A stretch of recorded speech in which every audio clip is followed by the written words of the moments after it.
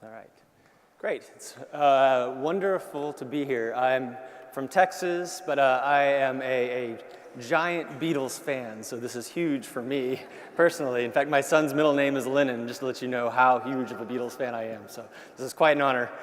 I have an organization called Team Better Block that I started in 2010. That was really based on this idea of trying to figure out how I could rapidly get changes happening with some friends in our neighborhood to make the kind of places we wish we had in our neighborhood. And whenever I started seeing the laws and the rules and the things we had, I realized that many of the things that we wanted to have done were actually illegal. So how could we get around some of these things? Or that we'd created so many cost-prohibitive restrictions that it made it difficult for us to have the places we wish we always wanted. But really, to get started, my background was not as an urban planner or an architect or anything like that, even though that's what I do now on a regular basis. Actually, my background was I sat in rooms that looked like this daily. I was an IT consultant. I worked on servers and computers and cold, air-conditioned rooms full of cables and wires. I didn't have much of a social life during the day, so I was kind of a boring person. But at night, my one kind of cool factor was I played in rock bands. So I'd go out in my rock bands, and I would go usually with a bunch of friends, and we'd get in a van, and we'd drive usually to the bad parts of towns and other cities and mingle with other artists and see what the artist communities were doing to help revive a lot of the places that were broken in their communities as well. And that was an inspiration for me. But another huge inspiration for me was looking at places that were 1,000 years old and taking trips over here to Europe and seeing places in Italy that had fountains and young people and old people and markets that were constantly working and vibrant. And then going up into Holland or Scandinavia and seeing grandparents riding bicycles with grandkids, and again these great old buildings that had constantly being regenerated with new uses of small local businesses.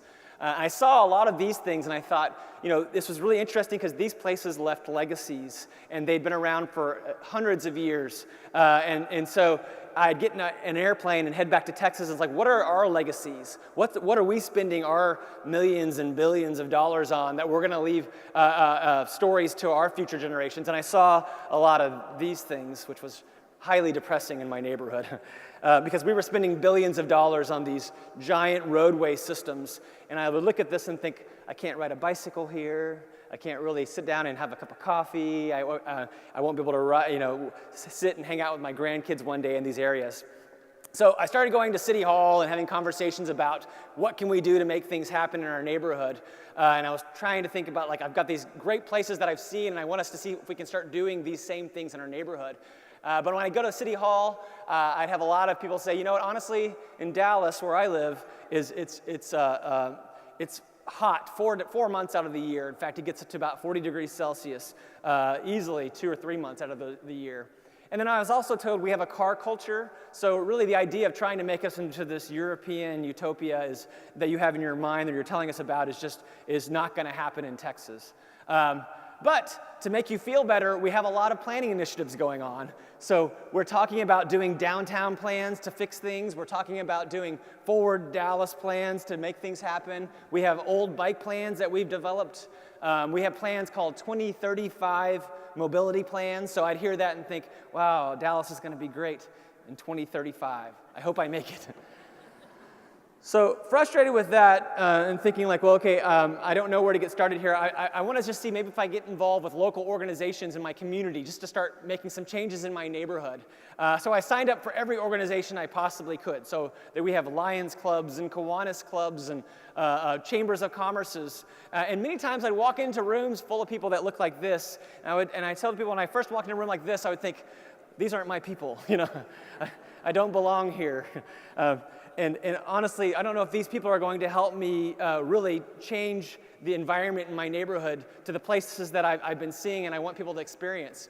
But fortunately, I didn't leave that room. And I tell people, even though your gut reaction is to sometimes to walk into these places and think, these people will never buy into these ideas, this was the army of people in my neighborhood that kept showing up and wanted things to happen. They realized that there were big problems. So it was nice that if I could convince them of the value of great places and how to make great places with the community, then half the work was done at that point. So the best thing I did was to stick around and keep showing up and convincing them and doing projects. One of the first projects I worked on was I had an old theater in my neighborhood that had been closed for about 10 years. There was a group that was trying to raise millions of dollars to repair this old theater. But unfortunately, we lived in the bad part of town. We lived in an area of Dallas called Oak Cliff. And Oak Cliff was known for its kind of being high crime, a lot of poverty. This theater, though, had been closed for about 10 years, but it was somewhat infamous on the world stage because this is where Lee Harvey Oswald was captured after the assassination of John F. Kennedy. And again, it's blocks from where I live. And so I thought, well, I want to get involved with this theater, but the only reason why it even has a sign in the first place was because the director, Oliver Stone, made the sign for the movie JFK, in fact. So I started looking for ideas on what we could do to make things happen here rapidly, but without money, but a community. I found an interesting guy in New York that I was really inspired by named Steve Keen. And Steve would do this interesting project where he would have an art gallery, and he would announce in New York, I have an art show on October 3rd. But on October 2nd, he'd have no art. The night before, he would fill up his gallery with 100 blank canvases and paint them all that night. And the next day, he would open up to this instant gallery. I love that idea that one person could rapidly transform a space. But I thought probably don't have anybody crazy enough to do 100 pieces of art overnight. But maybe we can get 100 people in the neighborhood to all paint one piece each. So we got together with some friends, and this is us in the lobby of the theater. We built easels, and we started painting things, started building the easels, brought the artists out, they started painting. We announced the date, and then the night that we're about to open, we started thinking, this was probably a horrible idea. First of all, we're in the bad part of town. We're in Oak Cliff. We're in a theater that's been closed for 10 years. It's middle of winter. But what happened was when we opened the doors, we had 700 people show up. And we sold every piece of art we created that night before in the theater. And people afterwards started coming up to me and saying, we've been waiting for someone to help fix this theater. This is great. We've been waiting to get in here. We loved that we can actually take part in this now. And because of that project, things started happening with the theater. And now it went from being kind of the bad part of town and people talking badly about the theater to putting murals of it in the city hall and people celebrating the space. So I remember thinking at the time, like, wow, if I can help transform a theater and get things happening in my neighborhood with just the community like this, what else can we take on and really revive and bring back? And so I started looking at old maps in my neighborhood. I went to the library, and I found these maps that were basically, I live, downtown Dallas is the top right. I live in a neighborhood that's kind of sprinkled around here with a bunch of old buildings, what you guys would call high streets, basically nestled into my neighborhood. And I looked at those old buildings, but many of them had been basically zoned to where we couldn't allow them to have retail uses anymore. And beyond that, I was trying to figure out, well, how are they all connected before? And I saw with these bold black lines, there used to be what we call a streetcar or a trolley service. You call a tram service. We had a tram that was running throughout our neighborhood. So I looked at that, and I started going to meetings with my friends and other developers in the area or property owners, and we started talking about ways we can make things happen in our community. What can we do to get people starting businesses here and get people moving back to our neighborhood? And I said, I've got a great idea. Why don't we bring back the tram system? And people said, that's crazy. It's been gone for 50 years. We're the bad part of town. People are never going to believe that idea of us, that we're going to bring a tram back. So I knew very little about trams or streetcars, but I was a computer guy. I knew how to build websites. So I went home that night and I built a website that looked really official. It's called the Oak Cliff Transit Authority. Had a homepage and about and boards and newses, and I had pictures of Dutch tram systems that I was telling, hey, we're going to bring back to our neighborhood. And then the next week, the local newspaper came out and did a story. It said, dreaming of the day the streetcars return. That's what Jason Roberts and other members of the recently formed Oak Cliff Transit Authority are hoping. But there were no other members. But I had a lot of people come up to me afterwards and say, wait, we have a transit authority in our neighborhood? This is great. How can we sign up? How can I take part in that? And the community started contacting me, and I started finding great people in my neighborhood that once I started realizing I have this incredible skill set in front of me, that we can mobilize these people and we possibly can bring this thing back. So I had civil engineers contact me. I had a guy that turns out he had enough parts in his garage to build a tram. so he was this national authority on the things. And so I thought, okay, well, we can really do something with this. So we formed a legitimate organization, and we started moving that forward. So I'm studying tram systems around the country now at this point while I'm working on computers at night. And also, I had become the president of the Texas Theater, because this is why I tell people that if you start showing up and say, hey, I want to help, be careful, because people might throw the keys at you. So I'm doing the theater work, and I'm working on this tram system, and I'm looking and I'm flying to other cities and studying their tram systems. While I'm looking at tram systems, I'm seeing oftentimes these cities also have robust bike networks as well. The problem, though, in my city, when we talked about bicycling, it wasn't what I saw in cities like Amsterdam or even in Portland. I saw more of this sweaty kind of lycra, people riding for 300 miles and doping excessively. And I thought, but the kind that I liked really was the kind that I was seeing in other places, with just people riding every day, old, heavy bicycles, wearing, their suits or dresses or things like that. So while I'm working on the Oak Cliff Transit Authority, I thought, let's get another organization of bicyclists, and we'll organize them, and we'll create a group called Bike Friendly Oak Cliff, and we'll advocate for this idea of riding old, heavy bicycles to the grocery store and things like that, to the post office. But I found out, though, if you're the guy that comes out to City Hall and says, hey, I've got this great organization, we have this wonderful idea, we're going to take every street we have in our city, we're going to cut it in half, cut them all in half, and we're going to add bike lanes now. You're going to have a lot of people that look like this come out and say, no, absolutely not. And I realize I'm probably not going to convince this guy to ride a bicycle. And for him specifically, he was saying, that you're going to end business as we know it. We don't have a culture for these things. It's going to be Carmageddon and just traffic everywhere. So decided, well, why don't we just organize some events, some fun rides, getting people together and just ride bicycles. We'll go out and we'll announce like a history tour of our neighborhood. We'll figure out what can we celebrate, and we thought we'll just follow the trail of Lee Harvey Oswald. That's all we really had to go off of. And we thought maybe if we're lucky, we'd have 25 people show up to that first ride. But whenever I showed up to the grassy knoll where we met downtown, it turns out there were about 150 people that were there. And they were all excited. Let's go and let's move forward this movement. And I remember thinking at the point, what you don't see in this picture is me at the front of this line looking completely terrified, because first of all, I didn't own a bike when we started Bike Friendly Oak Cliff. I just love the idea of having a bike culture. But beyond that, I remember thinking I shouldn't be leading these people to the bad side of town, and I shouldn't be leading a bike movement because I'm not really a leader. But what I tell people now, what I've learned since that time, if you're passionate about something, you have everything it takes to become a leader. And that's what all my community was looking for, was for people to stand up and start fighting for things. And once we started pointing out what the problems were and saying, you know what, we're going to actually stop talking and start doing things and start creating action, it was amazing how fast we could rally our neighborhood to make change. And we had our schools that had no children riding bicycles at all, and started thinking, well, how can we get kids to ride bicycles now? And we decided, let's just make a bunch of punch cards. And if kids ride their bikes every day for a week, we'll all ride together to go get ice cream floats or something fun. And so we went, again, in a week, from having 0 kids riding bicycles to having 100 kids in our neighborhood riding bicycles. Again, by just doing something fun and organizing the community. This event now happens twice a year for our school, this giant bike ride we do for a week with the kids. And it's led to so many great things happening in the neighborhood. The fire department takes part. The neighbors all kind of sign up to help organize as well. So it's been really amazing to watch this thing grow. Another amazing thing, though, is we started seeing things start to happen in our city. People were starting, at least the communities were organizing, but I wasn't seeing the public infrastructure take place. I wasn't seeing the bike lanes get built. I was just seeing the community organizing. And so we had major periodicals reach out to us, like Bicycling Magazine, which was the national magazine for bicycling. And they said, we see all the things you guys are doing as community to get things happening. So we want to kind of rate you as one of the best cities for cycling now in the US. And I said, actually, don't do that at all. That will actually hurt us in the end.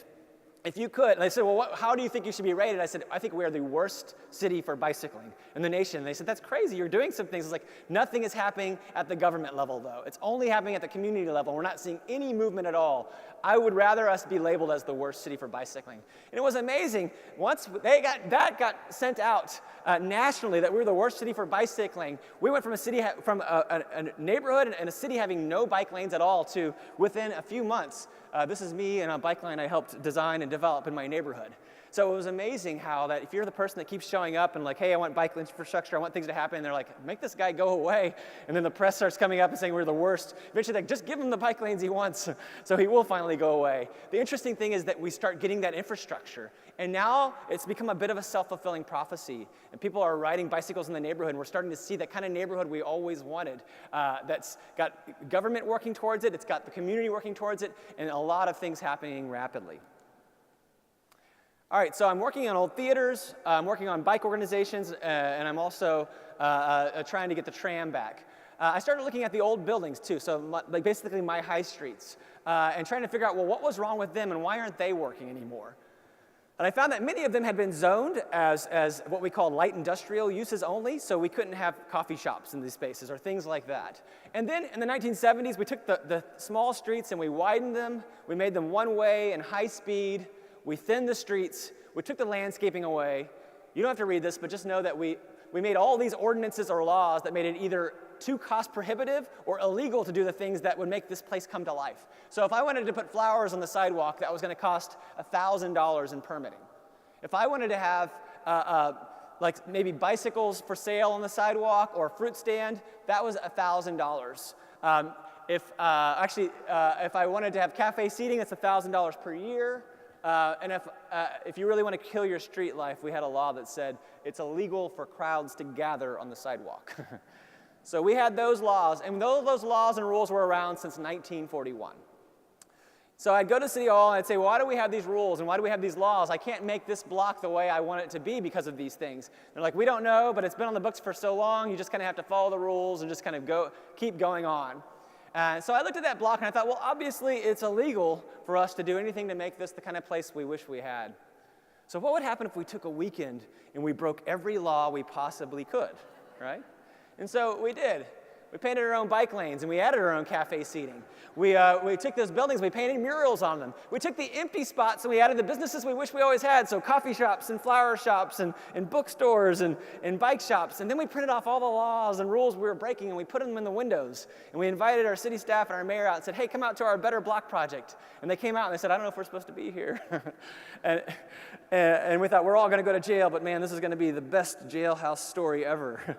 But what happened was people said, this makes far more sense to us. The city government said, this makes far more sense. We'd much rather have this place working and looking like this and vibrant and being a neighborhood asset. And in short order, we started seeing those ordinances and the laws and the zoning rules change to make these things stick that we helped create temporarily. And then some of the businesses that we developed that were just pop-up shops that we wish we had in our neighborhood started sticking. This is one called Oil and Cotton, which is now an art supply store, and they offer art classes for kids, and they're an anchor for the area. And we just built this as a pop-up, and it started working permanently in our neighborhood. Again, it wasn't even allowed to be in the building initially, and we were able to get that zoning use change for the project. All right, people said, that's great, though. You did this Better Block project when it was spring outside. In April, it's nice. People will go outside. But people would not do that in the middle of August or September when it's 40 degrees Celsius out. So we thought, okay, well, let's try this again when it's really hot outside. We'll take these streets that are also wide streets with some areas have no sidewalks on one side, broken up sidewalks on the other side, no landscaping.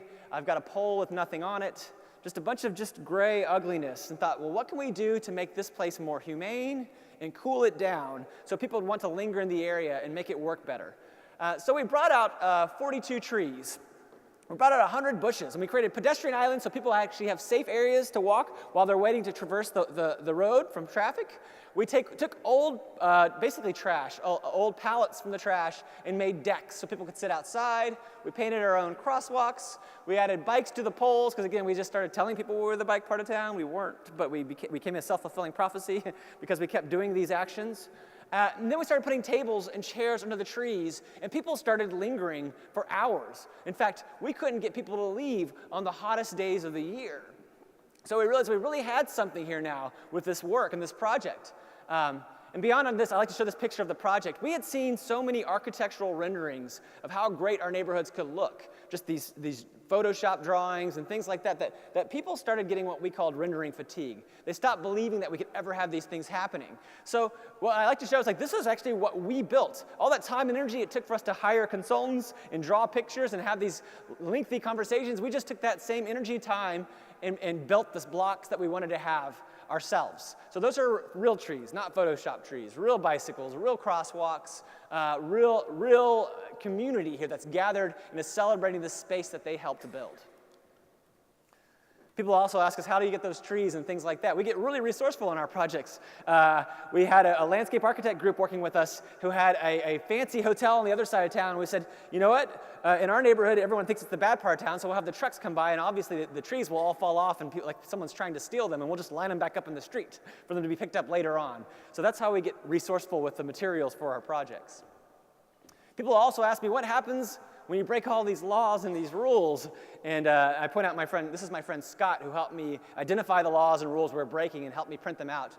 He's now our city council person. So I tell people I found there's a one-to-one correlation between breaking laws and becoming a public servant.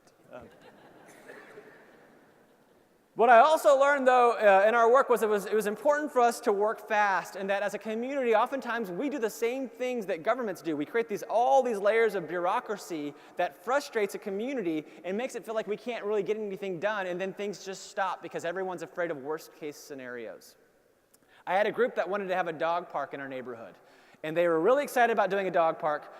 They went to the city. They said, we want to build a dog park in the neighborhood. The city council person at the time talked to city staff. City staff came back, looked at the rules that we had in place, said it's going to just take us years and millions of dollars of studies and planning, and we don't have enough land in our neighborhood because we need 3 acres.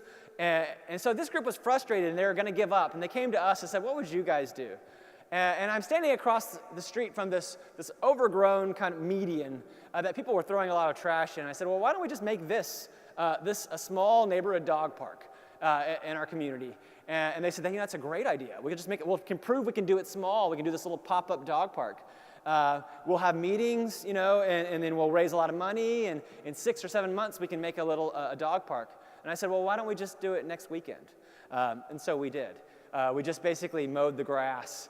We started making swings for kids. We made official-looking signs that were the city signs, but we made them ourselves to be our small pop-up dog park signs. And then we found that, really dog parks aren't that complex. We really want to overthink these things. I think all a dog park is a fence, and we could probably build a fence together as a neighborhood. And because of that project, we were able to prove that it works, and the neighborhood would use it, and they would love it, and we don't have to have this big, giant park, and it doesn't have to take years. So we're getting a permanent dog park in our neighborhood based on that project, because other communities started doing these little pop-up dog parks. They found this is a great tool. One of the other big things that was important for our work, though, was the city of Dallas had a motto that said, think big. We will just think big. And what think big meant was we would hire an architect from Italy to give us a giant bridge that cost us about $150 million, and we'd hope development would happen all along it. But what I was finding was, honestly, why don't we just turn that on its head? Instead of saying the motto is think big for the city of Dallas, our neighborhood of Oak Cliff will be think small. And because what I found often is the places that I and many of us love around the world are full of 100 little things, not one giant thing.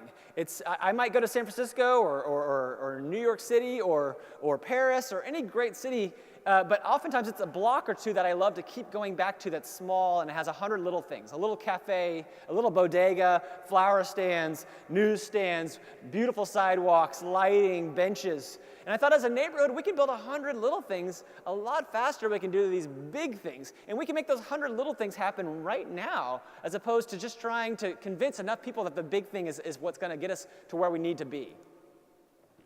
And we found all these interesting tools we could just pick up at the local stores to change our environment. So we would use spray chalks. We would use white duct tape because it looks just like the paint on the ground that they paint the stripes for cars. We would take what the construction sites use, what we call straw wattles, to keep trash out of our sewage systems. And we would make new curbs, and we would landscape them. And then we would take the graphics or the advertising banners that people were putting on sides of buses, and we'd make crosswalks with those so they could be peeled up and put down rapidly. And then we go to the city and we talk about areas that we thought were problem areas in the streets that were too big and cars were going too fast that we needed to fix. And they would say, put it at the back of the line, say it would take years, and we'll see how we can get to it. It's going to take a while. And we go over on a weekend and say, we'll just fix it ourselves like this. So this is an example, again, using just tape and trash cans that we turned into planters. And again, the advertising decals off of buses that we made crosswalks out of. And you saw so much more land space was now accessible to us because of this project. And we'd have people use it, experience it, and they would be like, hey, this isn't so bad. We can make this happen. The city saw what we were doing, and they realized, you've done the community engagement piece, you've brought people together, you've tested the idea, you've taken pictures, so we've got renderings of how it will work. So at this point, much of the work from the city is done, so we can make a lot of this stuff permanent. So this street is now being changed in our neighborhood, a lot based on this design, in fact. People also ask me, how do you get away with breaking so many laws and rules in like broad daylight in your city? And I said, I found out I can break any law or rule I want as long as you wear an orange vest. So I like to show people this picture a lot because this is a picture that was inspiring to me. And I saw this. This is a cafe in Montmartre, Paris. And I sat and looked at this building, and I'm thinking, like, this is a beautiful place. I wish I had this in my neighborhood. I would want to grow old here. I want my kids to work here someday. I would put it on a postcard, and I would tell people, like, what do you think about places that look like this and have this form? And they would say, well, we love this too. We wish we had this in our neighborhood as well. And I would say, well, and the thing is, our grandparents knew how to build places that look like this. So this is deeply embedded in our DNA. And so we'd all say, well, we all agree that we wish we had places like this. So I'd say, well, then if we all agree we'd rather have places like this, then why do we keep building places that look like this? And that was the big turning point for a lot of people in our neighborhood that realized that we did this to ourselves. We constructed these things and we put a lot of rules in place that made our environment in such a way that separated us, that isolated us, that gave us places that don't matter, that people don't care about, they don't want to celebrate, they don't want to gather together, they don't want to start their small local businesses. These are just a bunch of chains that exist. So nothing here that was really something that people are going to take pride in. All right, I'm going to talk about now where our work has gone, because those first projects started in about 2010 or so, and a lot of things have happened since that time.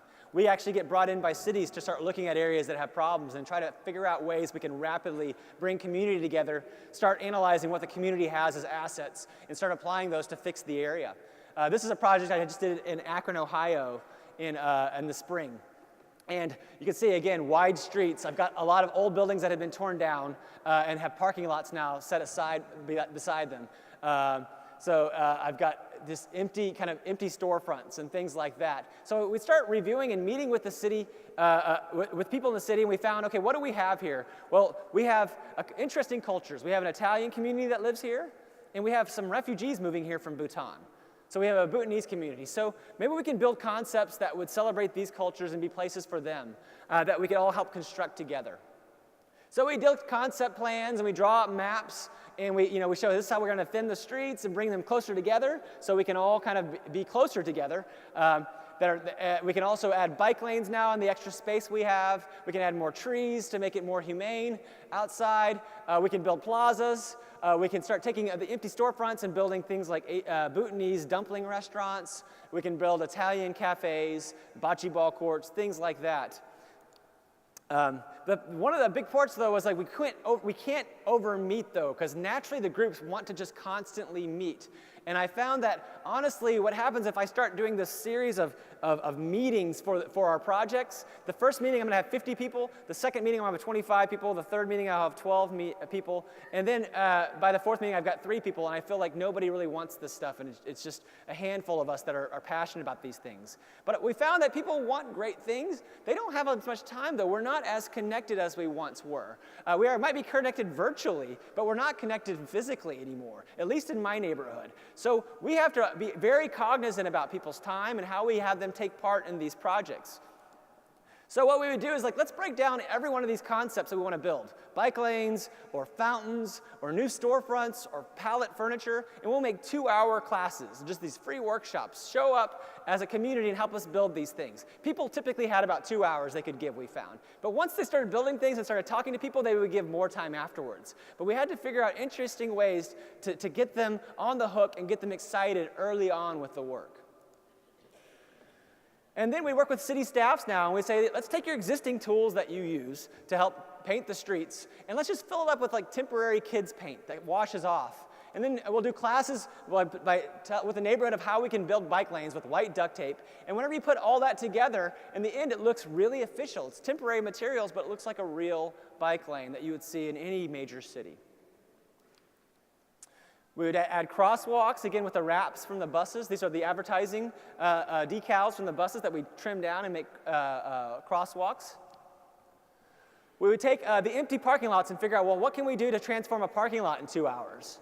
And say, well, we know it's an Italian community, so we'll study some Italian plazas. We're in rural Ohio, so we can find dirt and we can find hay bales. So we'll gather some neighbors, we'll get some hay bales, we'll get some dirt, and in 2 hours we can make that parking lot look like an Italian plaza. So just rapid ways that people can transform their spaces, can experience them together, engage in them, and then have bigger conversations afterwards about what it means to have places that matter and what we can be doing permanently. And what happens is the community gets mobilized at this point. They now understand a lot of the concepts that many of us know, like walkability and livability. We understand these phrases, but oftentimes I found the average Joe and Jane don't know these concepts. So if I build it with them, not only do they know, they've experienced it, and they're like, oh, I get it now, and they start fighting to make these things permanent. This is the bocce ball court again. We helped build, and again, we built that in 2 hours with a neighborhood as well. This is parklets that we built in 2 hours with kids, so people could sit outside with, these are using pallets and just paints that we had in the area, burlap from the coffee shop to make a roof, and people can sit outside now and eat outside. The empty storefronts, we turned into temporary bike shops. We found nonprofits in the areas that had bicycling programs. They said, let's do these rental bike shops so people can all ride bikes on the bike lanes now in the neighborhood. And then hopefully we can get a permanent storefront here after the project. And this is a picture of the block being used. This is, again, it's a vibrant, it's alive, and we as a neighborhood and a community helped create it and make the place. And we take it down after a weekend. We just kind of want to see people experience it, because I found that oftentimes if I started this process through a traditional city hall route, I would have a lot of naysayers come up and have all these abstract ideas on why this would not work. It's going to be the end of the world. It's going to kill traffic as we know it. And so innovation goes away. So I found it was more important for us just to build it together temporarily, have people experience it, and then take it away. And at that point, people get mad. And they're like, well, why would we ever want to go back to what we had before? And then it's a lot easier to get past some of those hurdles that we had before, the psychological hurdles from the community and the hurdles from the city itself through bureaucracy, because we've given them a blueprint on how to move forward. And I come back afterwards and I say, maybe not all these ideas are perfect, but since they're light and they're temporary and we've tested them, we can see what works and what doesn't work. We can modify them, we can try them again, and then we can move forward and try adding permanency after we find out what really works. Now we've gone to the next level. If you go to our website at betterblock.org, you'll see we've got recipes, so you can download the recipes for all the things in the bike infrastructure and the plazas, because the Better Block now is an open source effort. So we want other people building these things in our community so we can learn from them, and we can all be sharing this knowledge as communities on how to transform our places. One of the big quotes I had, actually, I was just in London last week. I met with a friend of mine who he's studying economics, and he moved from our neighborhood. And I asked him, we just met over beers. I said, well, what was it that was the turning point for you in the project? What was it that really that resonated with you? And he said, really, all it was I suddenly realized I could make a difference. And I think a lot of the problem that we face as community members is that people they hear these things happening in their cities and they feel like, I can't really do anything about it. I can't really make a difference. And it's interesting how fast just a small group of people can rapidly start changing that conversation and make things happen. Now we're working with a lot of interesting teams to do projects to start figuring out new tools to work even faster to build these things. There's a group called WikiHouse in London we just connected with last week, and that we're now starting to work in what they call fabrication laboratories in the US, or fab labs, maker spaces, to build more of these things that people can construct together, so people can construct these parklets or furniture rapidly and do it in their own neighborhoods with the resources they have in their communities. We're taking excess houses that we can buy for just a few $1,000s because we have communities that are losing population. So let's take a house, this is another project in Ohio, and we're converting it with the Bhutanese community, who's the refugees that are being resettled there, into an Airbnb. So it's going to be a hostel and a tea room for the neighborhood. We'll also have community gardens there for them as well, so we can show how they can take these liabilities and make them assets and make them working again. This is kind of the reference point we're using for the tea room and the garden spaces. And that Better Block project that we started in 2010, just really to fix the block at the end of my street because I wanted to have a place to get a cup of coffee and just sit outside and enjoy my neighborhood, it started becoming a national movement. People started calling us and saying, hey, we want to do these in our own neighborhood. And I thought, they started asking me for how to do these things. And I was like, I'm working on computers during the day. I don't really have time to fix these blocks anywhere else. So we'll create a how-to guide. And we'll open up so you can all build your own better blocks and we can all learn from each other. So in that first year, it started going all over the country. And the next year, it started going all over the world. So it went from Melbourne, Australia, to Tehran, Iran. And I tell people, when the people from Tehran, Iran called me and asked me about breaking laws, I was like, I don't know about breaking laws in Iran. I think your stakes are a little higher. Okay, I want to end on that tram story so you can see what happened with that project. So this is my community that a few of the members I helped gather for our effort. Scott, who's our council person now, my friend Louie in the back, he's a civil engineer that lived across the street from me, that we gathered.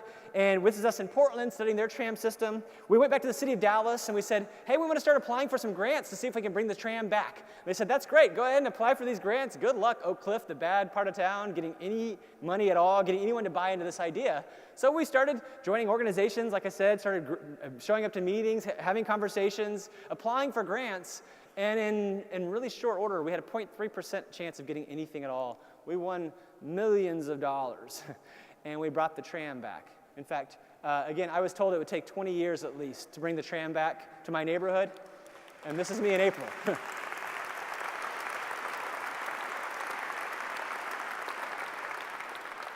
Thank you. So this is two of my board members that helped us start that initial effort. So the people that were crazy enough to call me after they saw the website, hey, we got a transit authority? Like, yeah, let's help out and do this. And this is us, again, getting to enjoy this new transportation in our neighborhood. Now you're starting to see residences being built in the empty fields along the streetcar line or the tram line in our neighborhood. And we started also learning other ways we can build other things.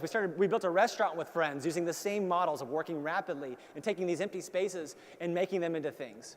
I started getting a lot of attention from that project, and then in short order, I started getting really excited about all the things we could take on because I thought we found this interesting way to work quickly and make things happen. I got to have dinner with the First Lady, with Michelle Obama.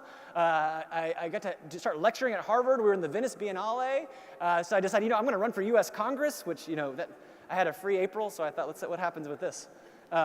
Fortunately, I didn't make it, but I learned a lot from that process. And the interesting thing was I got to become friends with the person that won. And now that's whenever I go to D.C., that's the person I have beers with, and he asked me, what should we be doing in our neighborhood? So even that process of trying these things out started these new conversations and new things happening in our neighborhood.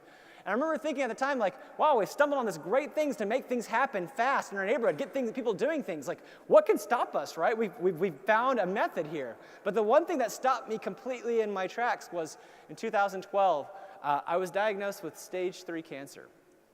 And everything stopped. And I remember at the point thinking, like, great, what was all this for? I helped mobilize my neighborhood, and we were doing these great projects, and now I'm not going to live to ride in these bike lanes. I'm not going to, get to see these blocks mature. I'm not going to get to see these little businesses that we were help seeding. I'm not going to get to experience those things. I'm not going to get to watch my kids to experience the neighborhood I always dreamed I had. But the interesting thing was when I was at my sickest and I needed a lot of help, all those neighbors that I helped gather up in our community to make things happen saw that I needed help and saw that I was in trouble and started doing these Build a Better Jason campaigns to help fix me. So I tell people really what I got out of that project was something I think I was looking for all along, and I think that all of us are looking for this work. I think our work is kind of a means for something we're looking for. We're looking for a sense of belonging, and we're looking for a neighborhood. And interestingly enough, by just moving the community together and doing these small, simple, fun things together, we got a neighborhood. We got exactly what we wanted, and I love my community. It's a great place. Yeah, the bones don't look exactly the way I wanted them to look, but the people are all now gathered, and they're all proud of their neighborhood, and that means so much. And before I forget, because I often forget, last year I was diagnosed as being cancer-free, so I'm okay.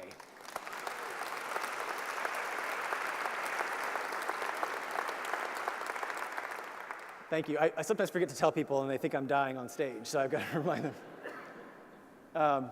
Okay. All right, so how did we get all those things done? Really, just 3 simple rules I tell people. If my clicker will work here.